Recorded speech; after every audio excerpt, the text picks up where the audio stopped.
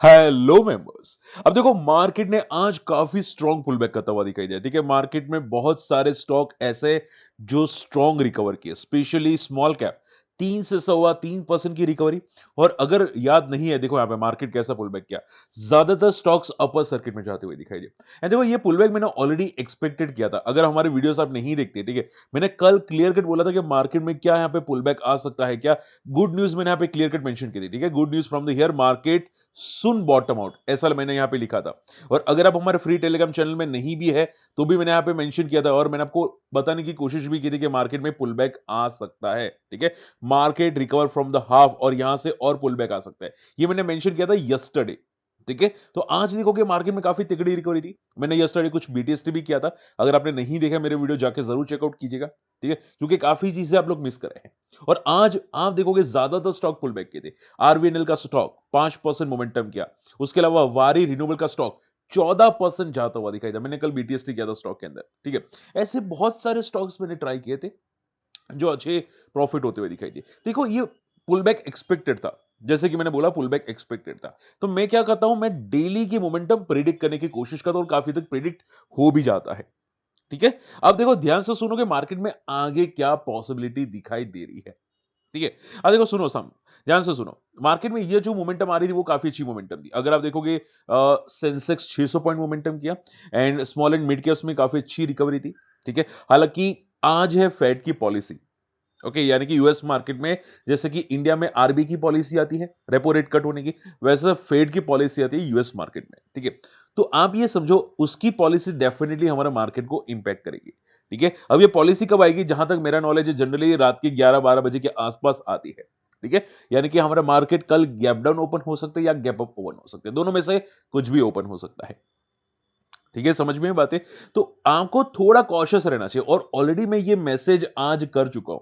अगर आप मेरा आपने अगर फ्री टेलीग्राम चैनल में नहीं ज्वाइन किया, आप सर्च कर सकते हैं माई स्टॉक मार्केट फंडा। मेरे इंपॉर्टेंट इंफॉर्मेशन में हर बार शेयर करता रहता हूं। और यहां पे मैंने आज क्या लिखा था 11 बजे, यहां से अभी थोड़ा स्टॉक्स में एंट्री करना रिस्की है, बी केयरफुल। ठीक है, इसको फाइनल पुलबैक ना समझो।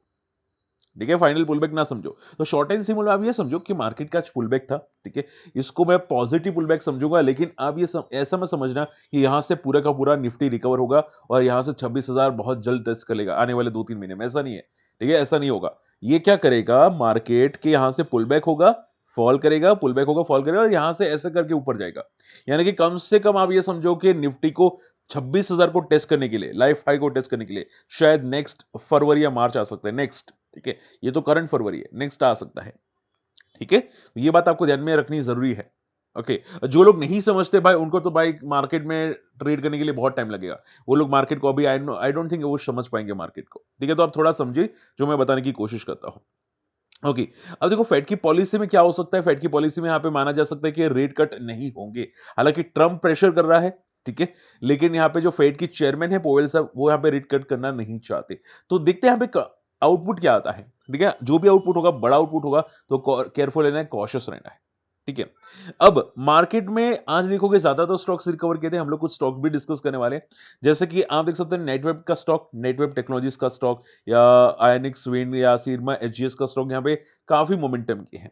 जो रिसेंटली स्टॉक गिरे थे, जैसे कि मैं आपको बताना चाहूंगा यहाँ पे सी नेटवर्क का स्टॉक जो 2800 से लगातार गिरता हुआ दिखाई दिया।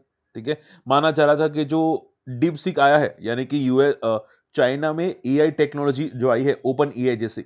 ठीक है, जैसे कि ओपन एआई है, चैट जीपीटी जैसे यहाँ पे चाइना ने सस्ता चैट जीपीटी बना दिया और काफी बेटर बना दिया as compare to chat GPT. ठीक है, तो क्या हुआ कि ग्लोबल मार्केट के एआई स्टॉक गिर गए, इंडिया की एआई स्टॉक गिर गए। ठीक है, लेकिन जैसे ही यस्टरडे जो आप बोल सकते हैं नेस्डेक, यानी कि आईटी स्टॉक का इंडेक्स यूएस मार्केट में, वो जैसे ही रिकवर हुआ, हमारा आज मार्केट में पूरे के पूरे एआई स्टॉक्स, यानी कि नेटवेब का स्टॉक हो गया, या न्यूगन का स्टॉक हो गया, या अनंतराज का स्टॉक हो गया, वो सभी के सभी रिकवर करते हुए दिखाई दिए। ये पॉइंट समझ में। अब मुद्दा ये आता है कि सर ये कितना रिकवर करेगी। ठीक है, तो आप देखो ऐसा मत समझो कि ये स्टॉक ईआई की वजह से ही गिरे हैं। ये स्टॉक गिरे हैं मार्केट में प्रॉफिट बुकिंग की वजह से। ये स्टॉक गिरे हैं कि मार्केट में ज्यादातर ओवर वैल्यूड स्टॉक हो चुके हैं। 750 का स्टॉक 3,000 तक चला गया। ठीक है, कितने गुना यहाँ पे हो चुका है स्टॉक, 3 से 4 गुना। तो पॉइंट तो क्या है कि भाई प्रॉफिट बुकिंग तो करेगा। ठीक है, तो इसको नल्ला पुल बैक समझो। अब कितना बड़ा होगा वो कहना मुश्किल है, लेकिन इसको फॉल्स पुलबैक ही समझो। और आप ये समझो, मैं ऐसा नहीं बोलूंगा कहां तक जाएगा, लेकिन मैं इतना बोलूंगा कि भाई स्टॉक में रेजिस्टेंस कहां पे है, 2200 के आसपास है। तो ज्यादा से ज्यादा, ठीक है, बेस्ट केस सिनेरियो में ज्यादा से ज्यादा 2200 को टेस्ट करने की कोशिश कर सकता है। ठीक है, तो केयरफुल है ना, ये एक पुलबैक समझो, टेम्पररी पुलबैक समझो। अब कितना जाएगा, जैसे कि बोला, कहना मुश्किल है, लेकिन मैक्सिमम एक लेवल पे यहां तक जा सकते हैं। इससे ऊपर जाने की पॉसिबिलिटी, चांसेस नहीं है। तो जिनके पास भी है, be careful, be cautious. Netweb के अंदर जो मैं आपको ऑलरेडी एक्सप्लेन कर चुका हूं, ठीक है। सेम चीज है न्यूगन सॉफ्टवेयर के अंदर। न्यूगन भी यहाँ पे कंपनी की कमेंट्री में थोड़ी सी प्रॉब्लम थी, प्लस यहाँ पे एआई का इश्यूज था, इसकी वजह से ये भी फॉल करता हुआ दिखाई दिया। अब ये समझो, ज्यादा से ज्यादा ये स्टॉक 1200 तक आ सकता है, और अगर इसके ऊपर गया तो फिर पॉजिटिव हो जाएगा, बाकी चांसेस कम है। अब ये समझो, कल या परसों मैक्सिमम 2 पुलबैक मैक्सिमम आ सकते हैं स्टॉक में। ये जितने भी आपको स्टॉक दिखाई दे रहे हैं, न्यूगन, अनंतराज या नेटवेब, वो सभी के सभी 2 या मैक्सिमम 3 पुलबैक आ सकते हैं, उससे ज्यादा नहीं, 3 दिन मैक्सिमम। ठीक है, ये बात ध्यान में जरूर रखिएगा। इसके अलावा यहाँ पे आप देखोगे, यहाँ पे सिरमा एचजीएस का स्टॉक भी मोमेंटम किया। हालांकि स्टॉक की मोमेंटम की वजह बहुत बड़ी थी, वो है स्टॉक के result.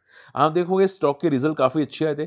Profit 53 crore, yesterday last year के अंदर 20 करोड़ का प्रॉफिट था, यानी कि प्रॉफिट डबल से भी ज्यादा बड़ा है।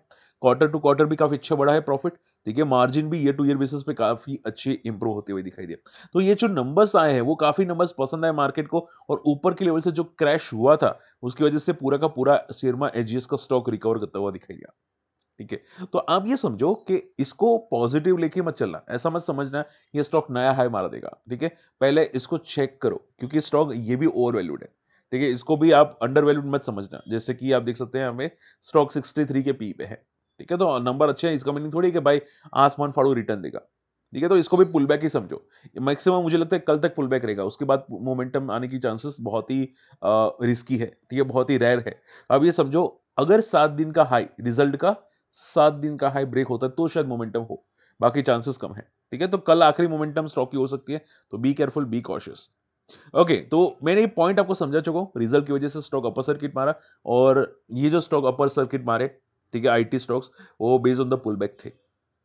ओके, अब आखिरी पॉइंट आ जाता है, सर मिड कैप में पुल बैक कहां तक दिखाई दे रहा है, क्या मिड कैप में पुल बैक एक लेवल कहां पे, रेजिस्टेंस कहां पे?